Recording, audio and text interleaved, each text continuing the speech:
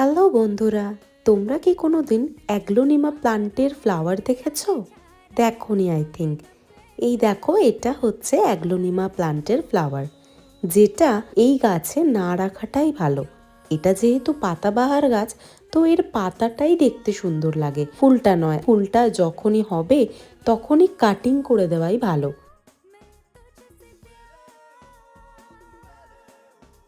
আমার আবার দেখো, একই টবের মধ্যে তুলসী গাছ আপনা আপনি বেড়ে উঠেছে। তো এই তুলসী গাছটাকে আমি রিপোর্ট করে দেব অন্য একটা টবে। এখনকার মতো আমি অ্যাগ্লোনিমার ফুলটা কেটে দিলাম। যে পাতাগুলো একটু পচে গেছিলো সেই পাতাগুলো আমি কাটিং করে দেব, যাতে গাছটা আরও সুন্দরভাবে বেড়ে ওঠে আর পাতা আরও সুন্দরভাবে খেলাতে পারে। এই গাছটা কিন্তু একদমই লো মেনটেনেন্স একটা গাছ, আর এয়ার পিউরিফিকেশনেও সাহায্য করে এটা। তো এটা তুমি বাড়িতে রাখতেই পারো।